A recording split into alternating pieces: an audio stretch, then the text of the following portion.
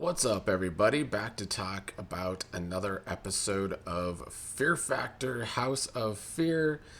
It was an okay episode. I think my problem with this episode is the editing was a bit confusing after what we got the last two episodes.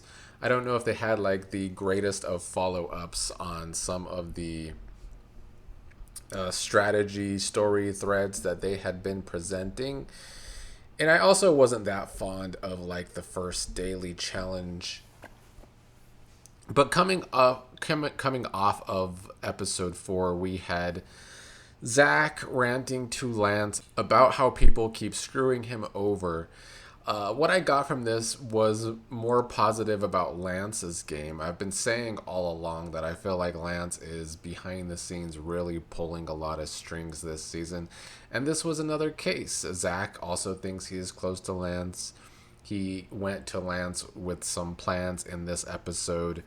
So clearly Zach thinks Lance is in his corner too. He was ranting about Dida and Ethan and how they think they're running the game, and even though they're the youngest too, that's why they think they're running the game, because they're so young. They have those egos. I did find it strange that it took Dida struggling in that elimination challenge at the end of episode 4 for Ethan to realize that his strongest ally probably should not go into the challenge by his own power.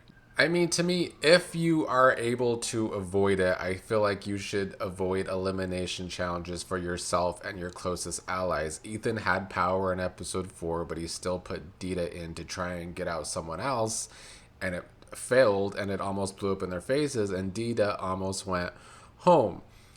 Now, maybe once in a while, if you really feel like you want to challenge someone, you want to do it yourself, you want to go into an end game and get them out yourself, I guess I can understand it, but it wasn't even Dida. I can't pronounce his name sometimes. It wasn't even Dida's idea.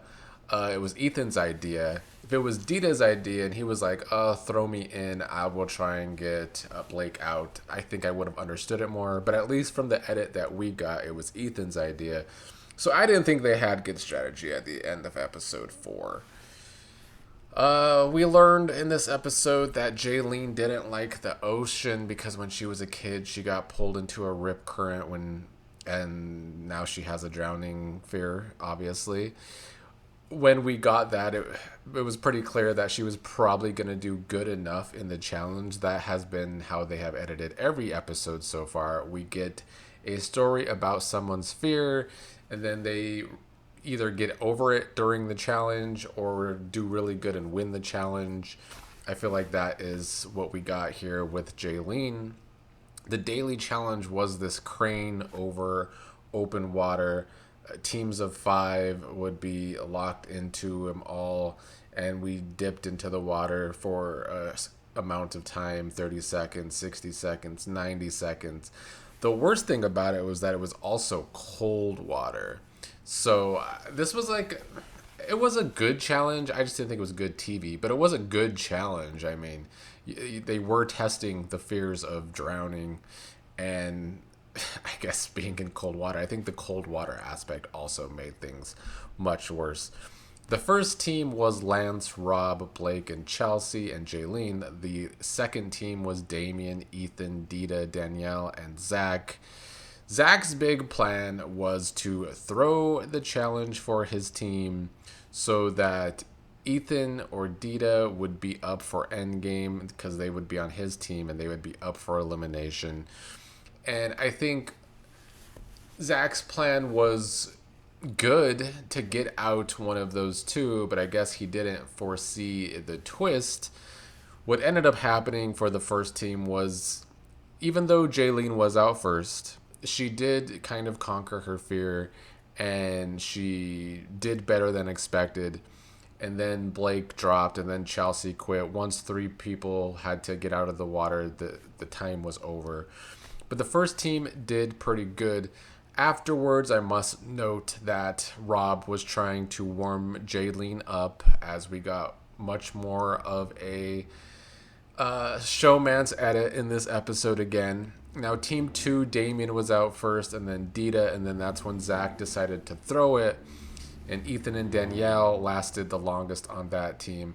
Danielle was another one that conquered this fear of drowning. I think this was one of her biggest fears, too. So good on her. She did really good in this challenge. But there was a twist, and it was that it would be a head-to-head elimination. So just two people going into elimination. So with the twist, Zach's idea kind of blew up in his face that the losing team would throw in either Dida or Ethan, or throw in himself, and it would be like the last two rounds where he would get to pick three people to go against. But a head-to-head challenge definitely changed things up. We'll get back to that. Let's talk about the Showmance for a minute or two here. Rob was really proud of Jayleen in the challenge. She conquered her fear, and they kept up their flirtments, and there was still no kiss, though, from Jayleen and Rob. Rob was kind of asking for one, and she said she wants a date first, but she did end up giving him a kiss on the cheek. They then got a visit from Johnny Knoxville, the host. He came under the guise that he was throwing a midway party, that everyone at this point has made it to the middle of the game. We were at the final 10 at the start of this episode, which I assume is meaning there's only 5 more episodes if episode 5 was the middle of the season. Johnny talked to everybody, calling Damienne like a bright light in the challenges. She is pretty damn hilarious. He also talked to Jayleen to see if she really was into Rob. Jayleen said that Rob is not her usual type, but that he's a good guy. And then Rob decided to do some little drink date night for the two of them, which finally did get him a kiss from Jayleen. In confessional, Jayleen is saying that her feelings are growing, so perhaps this really is becoming a real showmance. Now, as for the rest of the game, we'll see where the showmance plays in, but I think because of the showmance, Jayleen is probably getting the only good edit for a woman on this show. I mean, Danielle did for a couple episodes, but then in some episodes she's not really even in it. And then the other girl, I forget her name, Chelsea, I mean, she's just kind of there. She is or was in that alliance with Ethan and Dida and Tyler, I believe her name was. And then Tyler went home, and we really haven't seen Chelsea a part of the strategy edit ever since. So with Zach's big plan to go into the end game and take either Dida or Ethan with them and get his revenge on them, that's what it was supposed to be. Here is why I was confused with the edit. For the past 2 episodes, we have seen more so Lance and Blake, even though Lance is doing it from behind the scenes and Blake has been in front of it, but it's been those two versus Dida and Ethan in like the clash of the strategies. So I was just confused because with the winning team, it was Lance, Rob, Blake, Chelsea, Jayleen. I was confused why they couldn't just vote in Ethan or Dida. I mean, I guess Dida did get thrown in the week before, but I think Lance could have really pushed for Ethan. You would think that Rob would want a big competitor, a younger competitor than him, out of the game. Plus, Blake is on the same team, so Lance and Blake would have had 2 votes. They would have just had to have pulled in Rob or maybe Jayleen to throw in either Ethan or Dida, but that didn't happen. They did end up choosing Zach, so I was just wondering how this episode really did play into the overall strategy when for the past 2 episodes it was kind of a clash between Lance and Blake versus Dida and Ethan. Lance and Blake are on a team, and they're on the winning team, and they could throw one of them into this head-to-head challenge, and they don't. So that was confusing on where the edit has been so far. But they chose Zach, and so Zach talked this big game that he was going to stop targeting girls and go after Ethan or Dida, but then he chooses to go head-to-head with Damienne. And honestly, I don't blame him for this pick. I mean, I think that is the safer pick to try and beat Damienne in a head-to-head challenge. Another flaw in the game is, like a lot of competition reality shows, it usually favors the men when it comes to these type of challenges, especially when it comes to elimination challenges. I didn't think Damienne was going to do as good as she did here. They had to be in a straitjacket, and they had to get out of that. They were also blindfolded, so once they got out of the straitjacket, they could take off their blindfold. Then they had a big old set of like 40 keys. They had to find the right key to get to the lock and get out. Damon did really good in the straitjacket portion, but struggled during the key portion, and Zach was able to catch up. They kind of finished almost at the exact same time, at least opening their lock, but Zach got out first and hit the button and won. And another woman bites the dust. We are in a ratio of like 6 men to 3 women going into the next episode, which is a downer. I don't like when these challenges on these shows are just so pointed towards the men winning them.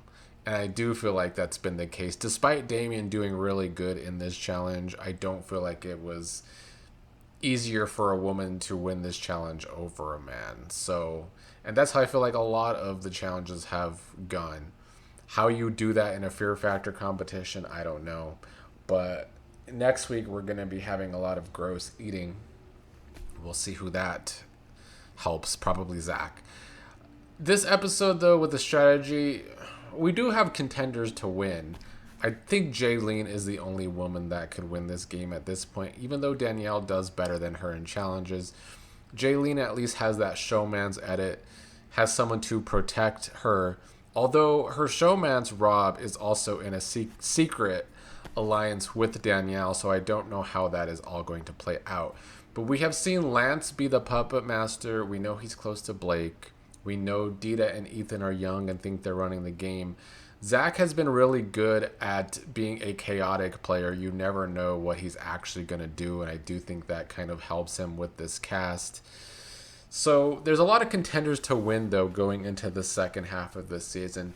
I've still been enjoying the ride, and I hope they continue to give us some good competition reality. Would prefer a better edit going into the next episode compared to this one. I just felt like the story threads they had set up the past 2 episodes seemed to just disappear with this one.